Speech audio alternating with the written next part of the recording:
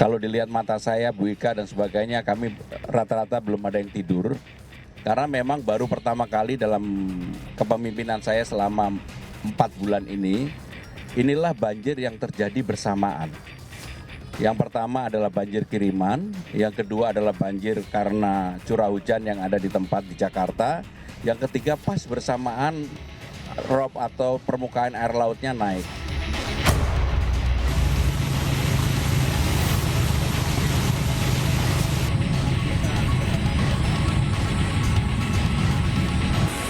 Masih terpantau banjir.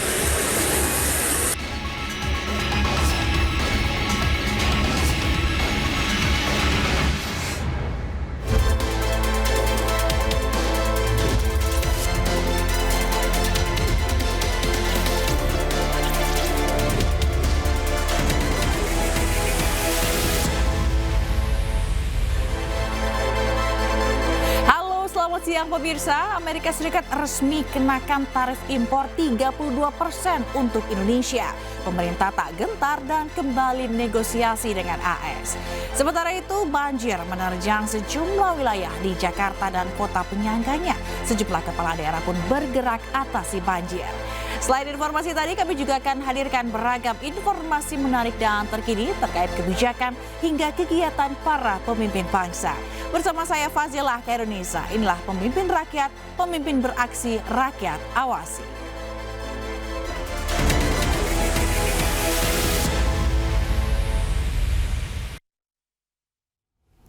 Pemirsa, usai hadiri KTT BRICS 2025 di Rio de Janeiro, Brasil, Presiden Prabowo melanjutkan kunjungannya ke Brasilia. Rencananya Presiden Prabowo akan bertemu dengan Presiden Brasil, Luiz Inácio Lula da Silva.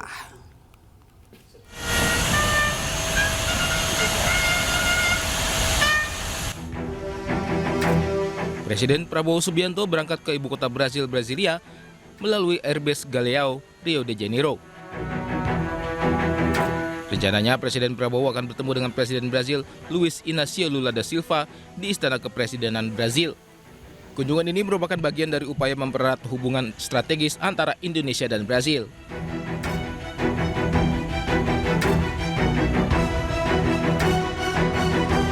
Sebelumnya Presiden Prabowo menghadiri KTT BRICS yang digelar di Rio de Janeiro. Kedatangannya disambut hangat para anggota BRICS. BRICS adalah forum kerjasama internasional yang awalnya didirikan oleh Brasil, Rusia, India, dan Cina pada tahun 2009. Indonesia resmi menjadi anggota penuh BRICS pada 1 Januari 2025.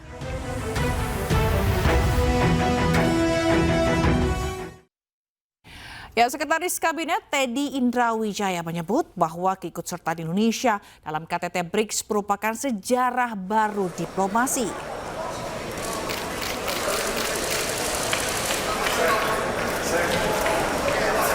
Presiden Prabowo Subianto telah menyelesaikan rangkaian kegiatan konferensi tingkat tinggi BRICS yang digelar selama 2 hari di Rio de Janeiro, Brasil. Kehadiran Prabowo dalam forum KTT BRICS menjadi tanda partisipasi resmi Indonesia untuk pertama kalinya sebagai anggota penuh BRICS. Sekretaris Kabinet Teddy Indrawijaya mengatakan bahwa keikutsertaan Indonesia dalam KTT BRICS tahun ini merupakan poin penting dalam sejarah hubungan luar negeri Indonesia yang diinisiasi langsung oleh Presiden Prabowo. Bapak Presiden Prabowo Subianto menghadiri KTT BRICS dan hari ini adalah hari kedua sudah selesai, yang mana ini artinya ada sejarah baru. Indonesia secara resmi mengikuti KTT BRICS yang pertama kali, dan ini adalah inisiasi dari Bapak Presiden. Kemudian di tahun yang sama kita diterima, kemudian seluruh negara anggota BRICS dukung, support, dan akhirnya di tahun yang sama juga kita resmi menjadi anggota penuh BRICS. Secara resmi ada 28 negara dan kepala pemerintahan, ya. Jadi 10 anggota BRICS, kemudian ada 10 partner countries, kemudian ada 8 tamu, dan ini banyak sekali yang antri untuk masuk BRICS. Dan ya, ini menunjukkan bahwa Indonesia semakin didengar, semakin diperhatikan, semakin dipandang, dan semakin dibutuhkan. Ya pemirsa, Amerika Serikat resmi kenakan tarif impor barang Indonesia 32%. Tarif ini akan mulai berlaku 1 Agustus 2025.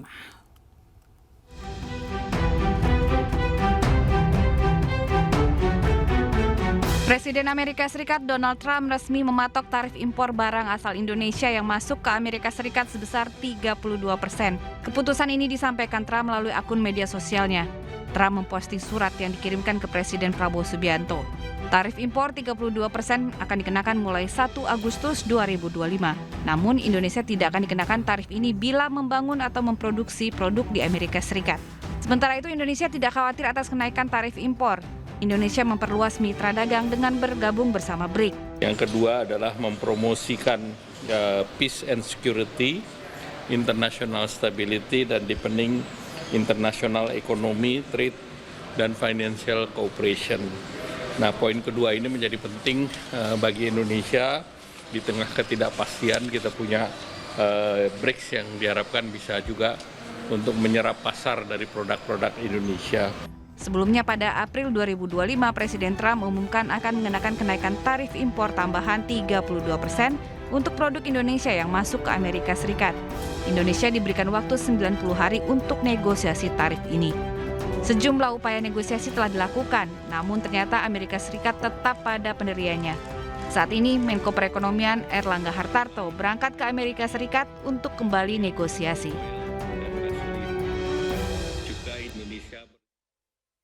Kita ke informasi lainnya pemirsa, kawasan Ibu Kota Nusantara dikabarkan marak praktik prostitusi.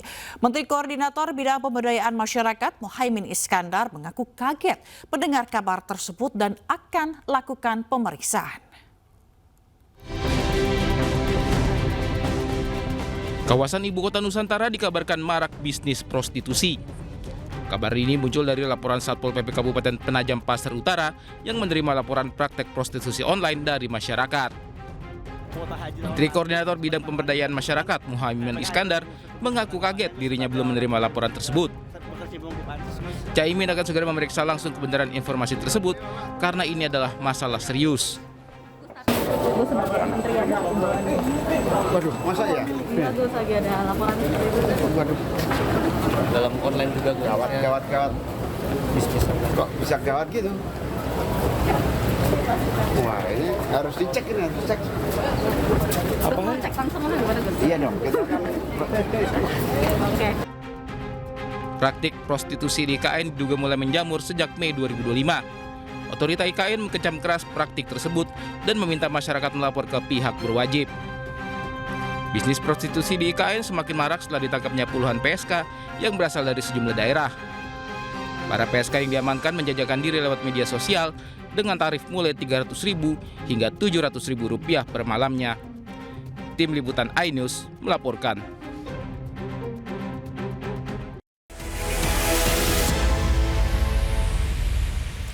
Pemirsa, banjir kepung Jakarta, Pramono Anung merenung mengaku banjir kali ini tak bisa dilawan. Warga yang terdampak, karena sekarang ini masih ada beberapa warga yang terdampak. Gubernur Jakarta Pramono Anung memimpin apel siap siaga banjir di bantaran Kali Ciliwung, Rawajati, Pancoran, Jakarta Selatan, Selasa pagi. Didampingi wali kota dan sejumlah pejabat terkait, Pramono menyampaikan terima kasih atas kerja keras personil gabungan mengatasi persoalan banjir di Jakarta. Namun Pramono juga merenung dan mengatakan bahwa banjir yang mengepung Jakarta tidak bisa dilawan. Setelah saya merenung, banjir itu terkadang memang tidak bisa dilawan. Maka untuk itu kita harus mensiasati bagaimana supaya banjirnya tidak memberikan dampak negatif atau dampak kepada warga. Selain di Jakarta, banjir juga menerjang Karawang, Jawa Barat. Ratusan rumah di Kecamatan Teluk Jambe terendam banjir dengan ketinggian antara 1 hingga 2 meter.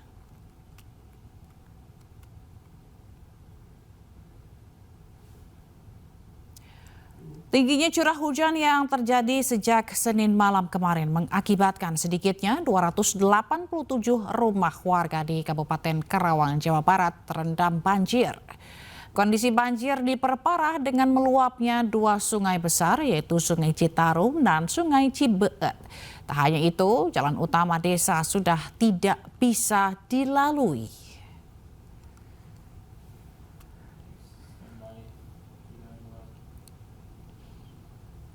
Sementara itu, Gubernur Jawa Barat Deddy Mulyadi kembali bagikan langkah cegah banjir dan berikut pernyataannya.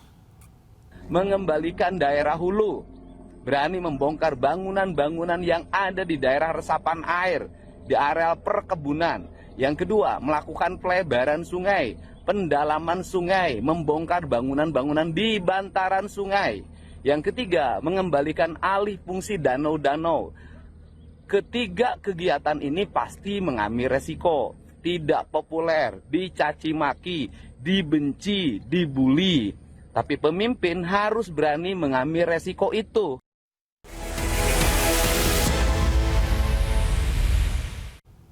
Anda kembali di Pemimpin Rakyat. Pemirsa, Wakil Presiden Gibran Rakabuming Raka menghadiri acara Punguan Simbolon Dohot Boruna Indonesia atau PSBI. Dalam acara yang digelar di Jakarta ini, Wapres Gibran sempat lempar candaan kepada Ketua PSBI, Effendi Simbolon, soal pemecatan dirinya. Gibran pun tegaskan ia harus move on dan melupakan masa lalu. Gibran juga meminta PSBI untuk menjaga persatuan dan kesatuan. Saat ini ada 300.000 masyarakat dengan marga Simbolon yang tergabung dalam PSBI. PSBI dipimpin oleh politikus PD Perjuangan Effendi Simbolon. Ya karena pengorbanan Pak Ketua ini sungguh besar ya, sampai dipecat. Ya mau nggak mau harus dukung program dari Pak Presiden. Jadi,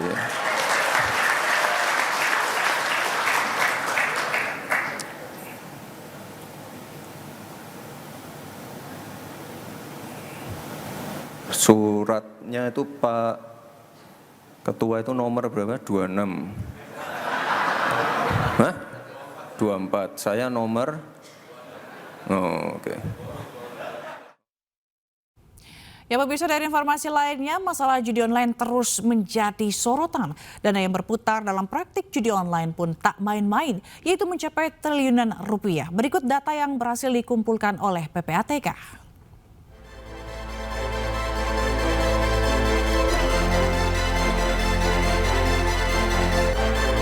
Di awal tahun 2025, PPATK mencatat perputaran dana judi online mencapai 1.200 triliun rupiah.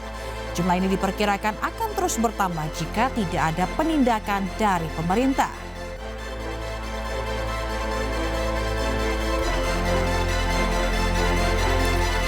Sementara jumlah pemain judi online di tahun 2025 mencapai 8,8 juta orang. Mereka berasal dari berbagai kalangan. Tapi pemirsa, mirisnya 71,6% pemain judi online berpenghasilan di bawah 5 juta rupiah.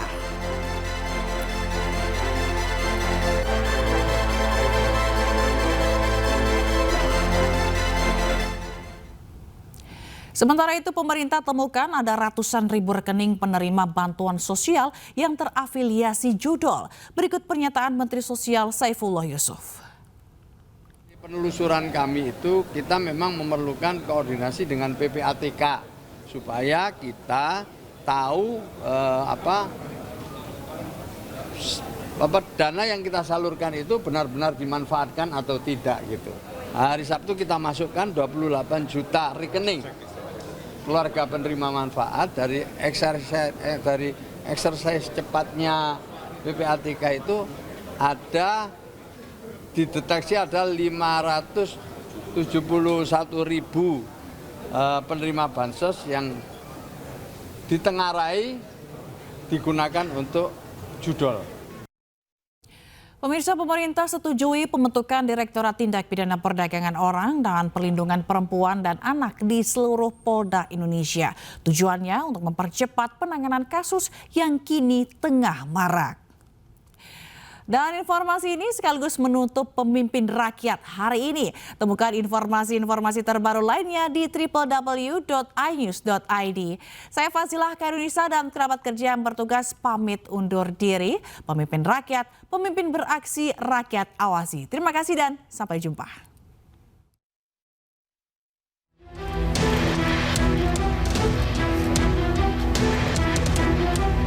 Menpan RB Rini Widiantini kunjungi Polresta Sidoarjo untuk meninjau langsung pelayanan polisi kepada masyarakat, terutama berkaitan dengan pelayanan perempuan dan anak. Menpan RB menyatakan pemerintah telah menyetujui pembentukan Direktorat Tindak Pidana Perdagangan Orang dan Perlindungan Perempuan dan Anak di seluruh Polda di Indonesia. Dengan tingginya kasus perdagangan orang dan kekerasan terhadap anak, Direktorat khusus ini diperlukan.